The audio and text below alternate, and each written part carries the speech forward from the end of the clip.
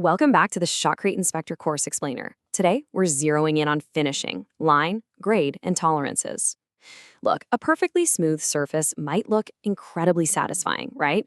But as an inspector, you've got to remember a golden rule. A smooth surface does not automatically mean you have good shotcrete.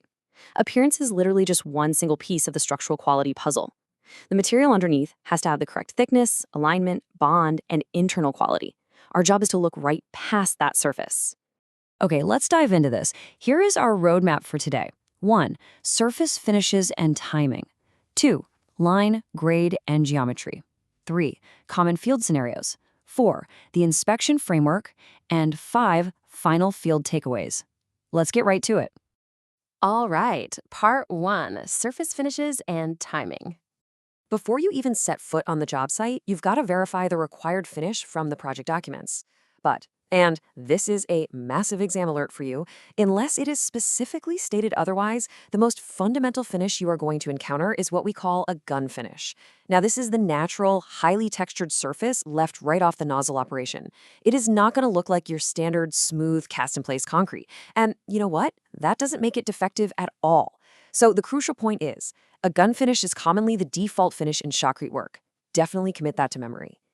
Now, timing is just as absolutely crucial as the finish itself. You never want to see shotcrete cut or finished too early. When you're out there observing the crew, keep your eyes glued to the material right under their finishing tools. If that surface is moving, tearing, or slumping, stop. They're jumping the gun. The material just hasn't developed enough stiffness yet, and messing with it now is absolutely going to cause sagging. Moving right along to Section 2, Line, Grade, and Geometry. This brings us to a really huge concept regarding tolerances. Listen, do not fall into the trap of assuming that general cast-in-place concrete tolerances just automatically apply to shotcrete. They don't. Your specific tolerances for thickness, plane, and alignment, they live in your project documents. And please, do not confuse finish quality with dimensional compliance. They are entirely separate. I mean, think about it. A wall can be flawlessly smooth and be completely out of tolerance. On the flip side, it can rock a rough gun finish and be spot on, perfectly within all required geometry.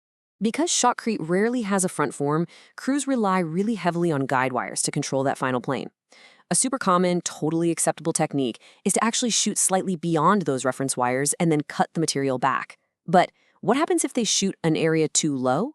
Well, good practice is simple. Bring the nozzle man back to add properly placed shotcrete to fill it. Bad practice? Using a rod to drag fresh material from a high area over long distances just to fill that low spot. Why is that bad? Because shotcrete gets its consolidation from high-velocity impact. Dragging material with a rod doesn't reproduce that impact at all. It literally just creates weak, uncompacted zones. Finishing is there to shape properly placed shotcrete, not to act as a substitute for it. Let's move to Section 3 and see how this builds into some common field scenarios. All right, picture this. You're out on the site. The crew shoots a wall, and you spot an area that's a bit low. Suddenly, the finisher steps in with a rod and starts dragging fresh material from a high area several feet away into the low spot.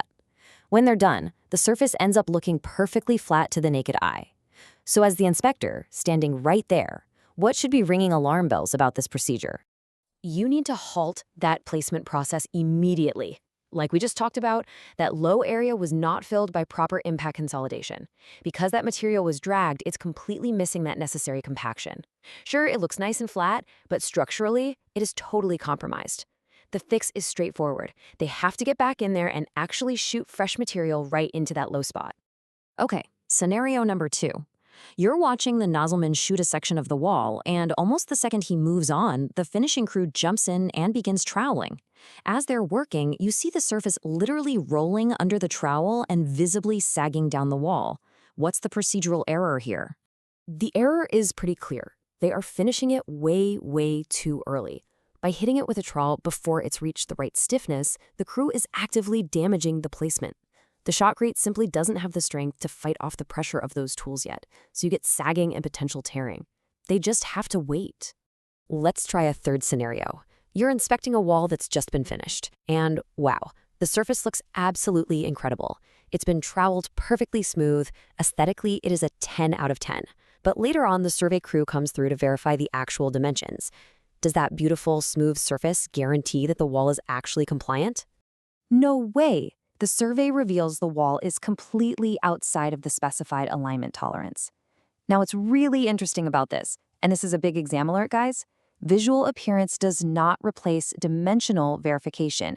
A gorgeous, good-looking surface can so easily hide geometric nonconformance, internal shadowing, or just poorly encapsulated rebar.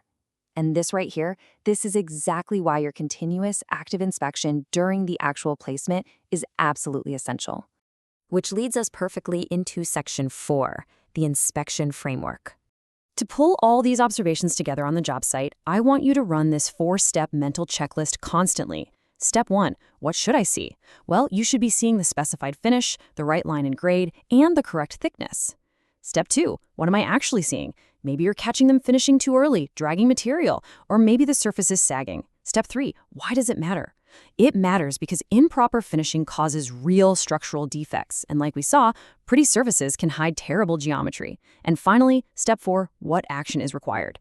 You've got to step up, require the crew to correct their placement process, and strictly verify those physical dimensions. All right, bringing it home with Section 5, Final Field Takeaways. Here are the absolute key things to lock in for your exam and your daily field operations. Key 1, a textured gun finish is your default surface, unless the specs say otherwise. Key 2, you literally have to wait for the material to achieve proper stiffness before cutting. Key 3, tolerances do not equal appearance. And your ultimate field takeaway for today, finishing is meant to shape good, properly consolidated shotcre. It should absolutely never be used to mask poor placement.